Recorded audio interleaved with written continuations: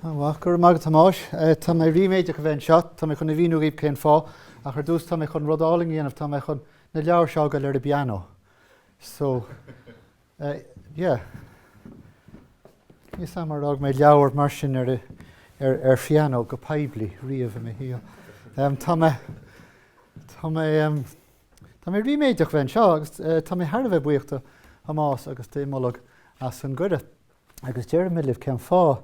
Mar dás mise suas nó tóga mé díreach teach sios an bóthar ó donach ó crónín duine go scoláirí móra na háite seo. Agus ag an ama bhí mise na déaga bhí donacha a chur leabhar teáin nach ráid in aigir na leabhar ionta go béad sin Scéalaíochta Ealaín línse agus seanachas Ealaín línse. Bhí sé do áram, níl sam cén bhíon beidir go raméid na háirteiste nar a bhrón donacha cóipáram go Scéalaíochta Ealaín línse. Tá sé an fós. Agus nó rud eile bhains leis náite, tá bhór litrú héin agaí an seo. Agus tan le deabhéin i scrí donacha, hála ar domsa de líam le deabhéin ó runach ó cróneach. Litre sé deabhéin le gá N, M-H-E fad I-N-N, ce bé bailach dear winter na háite sé deabhéine. Ach tá me... So, dar ríre tá áit seo, bailile bhórne, cúla an ghilteacht seo, sí an eisim leor gomsa í don Ghaeilge, do fórthas na Ghaeilge. Siú in áte leirtar an Ghaeilge ceart, ní an Ghaeilge tagam sa gada. Gada Simon Ráth Chairn, agus, well, you see, tá díspóir a trí sin, mar tá réomhra áling ag donacha leis an leabhar se Scéalaíochta Ealaín agus te sé bhí mé bra, nó bhí súla go an leabhar se Spáint don té a dúirt díidir sin agus mús grí. agus bin mórtín ócáin. Agus abertáling ag donachan sin farír mar a bhain an bás an bhearna dím. Agus tá idir tá gachrod sa chaidribhann sin agus ar nó bhí siad le céad níos an nach raibh siad páirteach an feiban na Gaeilge agus rudí mar sin. So an sáú a bhí measclocht na Gaeilge an am sin agus an cheann a bhí acu ar a chéile. So sin an fá bhfuil me cho riméideach a bheith sa báthas Gaeilge seo. Now, hála mise bailile bhórne mar áit áling Grianmhar. So, mar a dúirt peg mar a chola mar ó garir, mar ní mar a hílte a vítar, agus an solán, tíorcha brean ar an ánáín beag bídeach sin agaí sin ir. Wow. So, an bhuíochasta imólag. Agus mar chomóra ar seo, tá mé chun píos léamh as ní as an láras dé ní le mé píos as sin ar Balinbeag, ach ní me chun léamhí anamh dó seach, just cúpla rud, ach an cinnte hanoch se go mórliam go néisteach se bharthaig cúpla second le chuirsíos atá agam in an chail,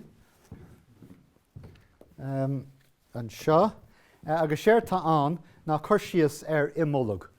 Agus tá chónaí orainne in áit bhfuil chuid tríochta héin a baint le, sé sin aici le brúna bóine, ní mar rád ó brúna bóine. Agus sinne an imólag bunaig, the original and best.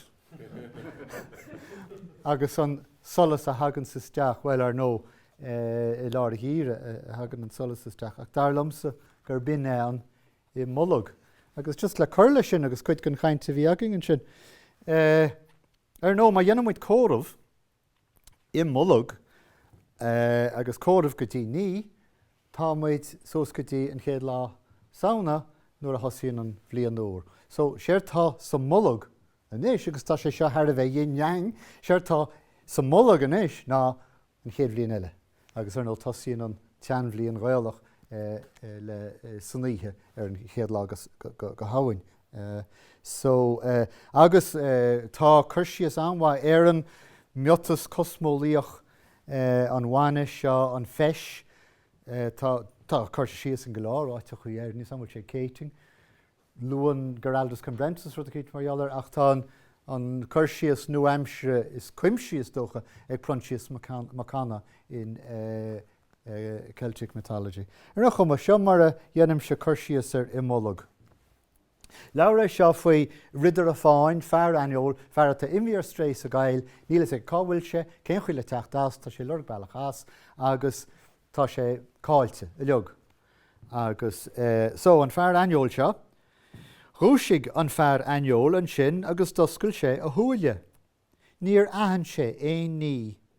Níor chuimhin leis an dói a ránig an chiorchail. Bhí cheartta mar agúil sé seo scríofa I ngaige na 15. So má tá rudidir bihin seo nach dicinn sibh fiú an seo I maiile bhórne, is mar dheall agúil sé scríofa I ngaige dimig as fashion cad é 15 blianachan, 40 blianachan. Right, OK, go leis go.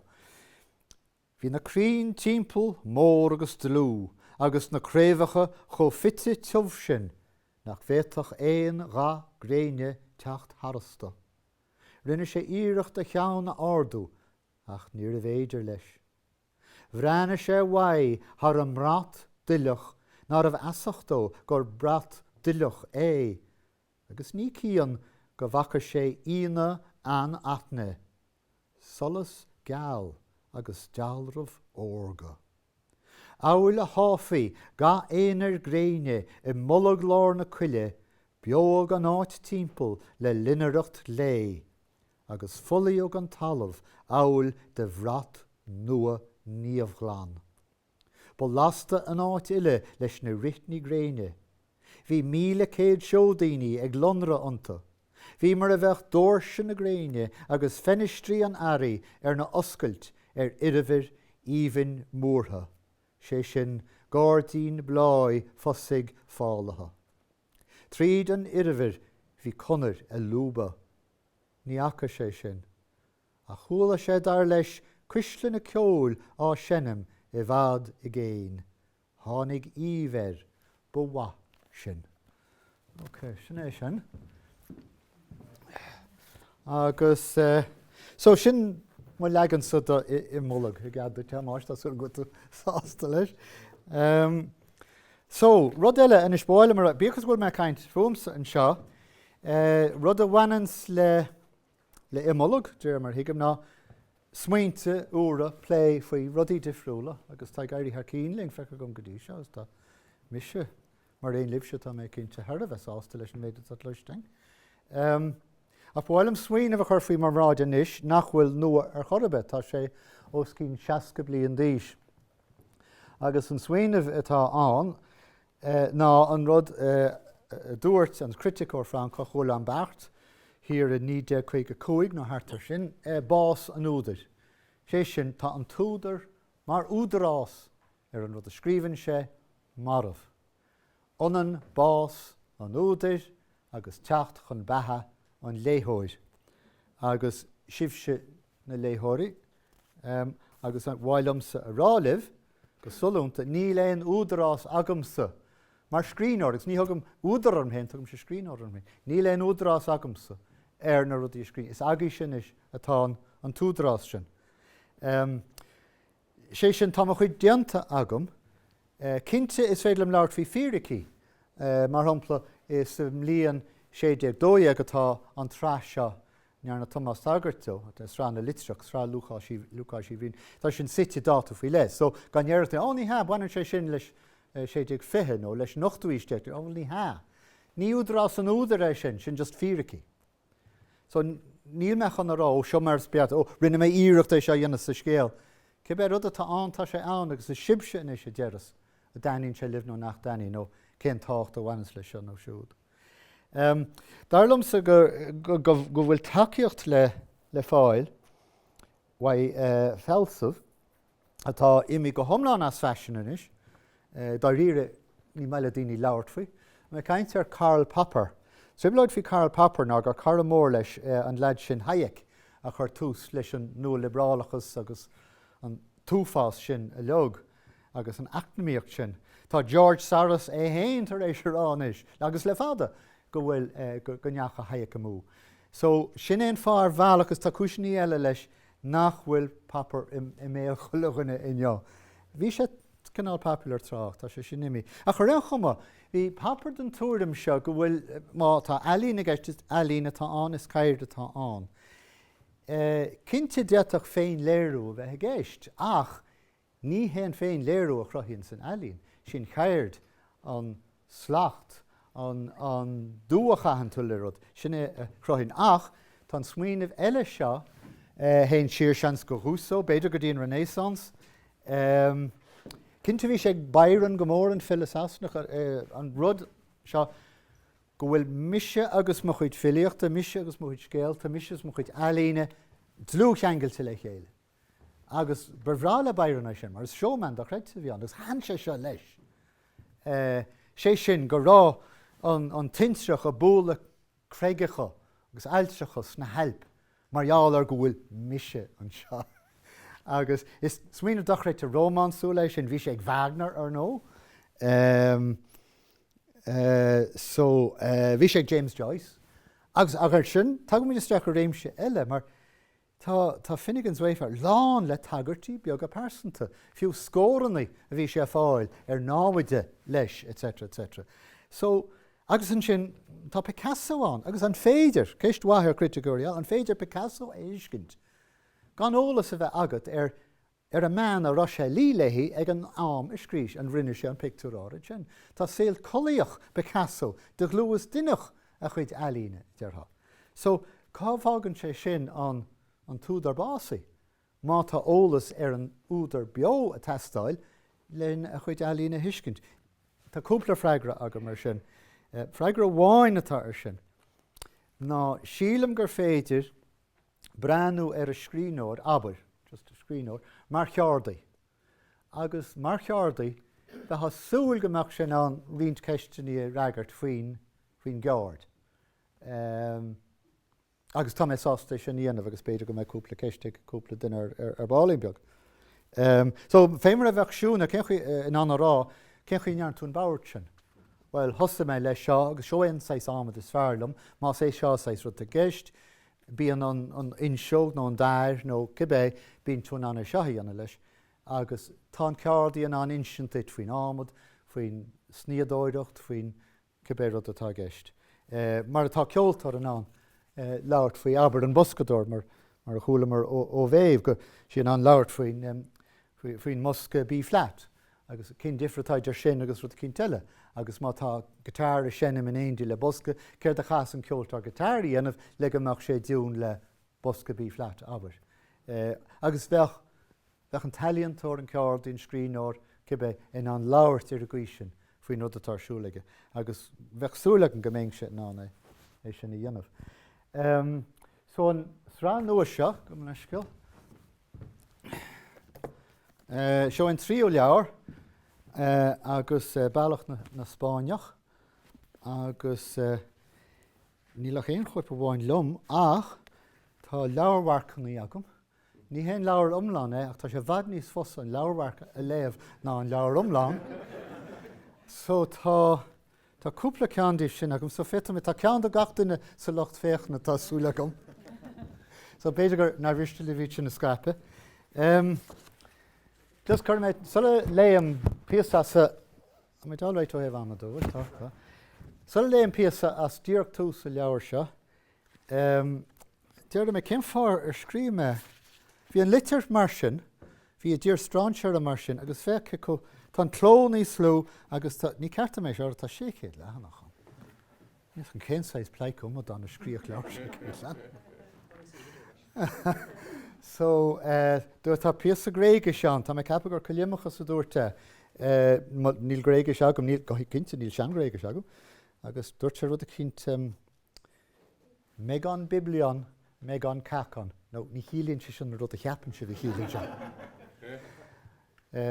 Olc mór, leabhar mór, olc mór. So, an fágur scríbhme se gur thosa mé an tráis agus níor híl mé an am gur sraith a bheith an. Gá meachchas aga mé an am seo, ag an am sin, an rud atá rólas amanis mar deir sin.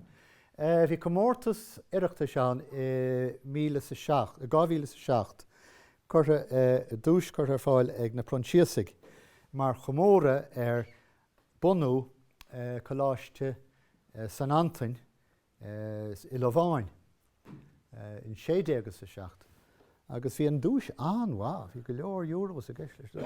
Baite dúirt mé becheartm sa chúrsaí an dúis sin. Nó níor bhain mé an spreochát amach, ach tá anás or mar rá an feilseoir, leabhar dar go scoilí, na grú an dúis. So níl mé in éad le, tá mé cinál in éad leis agus mailam go nearna sé. So sin éon thosa mé agus chua an scríomh is agus ní lánach an neo, cé méid gábhlíonn déag an íos sin go bhfuil an gúil ceann scríbe bainte amach. So leabhar gead mar sin léthe mé an fíorthosach an tríú him leir seo, bailach na Spáineach. Tosíonn sé le ulterior portus. Níl sib capi sin hiiscintáil an scéal. Sin clás, caintear clás ní scríbhneoirta. Ceannach go mar deir a béirl, ní sam cén ghail go bhecha seo, keep them guessing. Antáchtach má tá tú scríomh le héidir seo de leabhar, ná habar gachród. Ná hiniste scéal ar fad. Sean ocail a gailge se ná hiniste scéal ar fad agus tá físne an. Ulterior portus, bert, agus iad a leabhar go híisiil. Bert bháin a cheapan sé agus iad gargó, an bhfuil siad in éon siomra leis? Tá siad á bheala a níos as an difegáin, cén teanga tá a leabhar tacup. Rinne sé íireacht é sin na ebrú amach, ach bhí an íireacht róíon, hit sé siar a ríist, is deach san abhéis gharacha. Bhí leaba compordach bog. Daire sé é sin an dar a thuair a chúrsaí. Í dáin, álas go ráisi a géirí é chuineáil síos I riocht adúin áil sásúil. Rinne sé íireacht fannacht in na chúrsaíocht agus éisteacht. Bhí na glórtha céanna an a ríist go híisiil a gcónaí. Bhí cailín ógáin, bhí glór sémhice. Bhí ben níos sinne an, glór níos duimhne aice, siúr a dúirt si, tas siúr ach a ríist, ní roise in an ag an íireacht. Is an aice leis a bhí an glór séimh an tríú thuair a chúlaise é. Glór beagáin callannach. Salú mea fiú? Ní thuig sé éonachail dar dúirt si. Doscail sé thuaile, bhí sé daracha, a chanig sé náprúmbáin, déirc sé sús agus chanig sé éifleachach jarrag, cailín óg, sna déaga, lasta ag solas buí chuineal fáideoige. Rinne sí gáir an ús leis, agus leabhar go máil cuaramach dan siise. Lean sí ora a breanú an nús an áideog an na láimhice. Bhog sí an áideog ní scuide dá agus leabhar a ríist go séimh. Fós é te bheith tas siúr. Thún sé thuaile an solas agus an moladh, ach hiig sé an focail Francíise. Tas siúr, trois siúr, trí lá. Bhí an chainteaí áitéigean idir a teanga adúin féin agus an teanga á taithí ag a héin ora mar Rancís ó bheith labhart le Jacques Brochard in Náile. Doscail sé thuaile ríist agus leabhar an cailín. Mon Dieu, canné, trois jours après. Rinne sé sár íireacht leabhart ar eis le. Bhí an chuma go rá sé ina rúiseach de gartanis. Ar sesin. Rinne sé íireacht a ilneach a bhrú faoi agus é héna díú sa leaba. Dara sé píon géir ar héimh ligan. Achate, fós et comalat, picwash.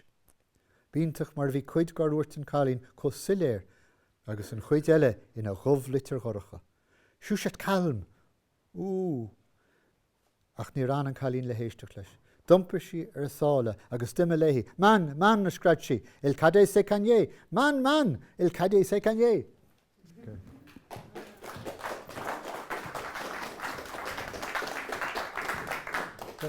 Gur míl maithagaí teachtún piano mar sin braham se gur ceartta mé seo.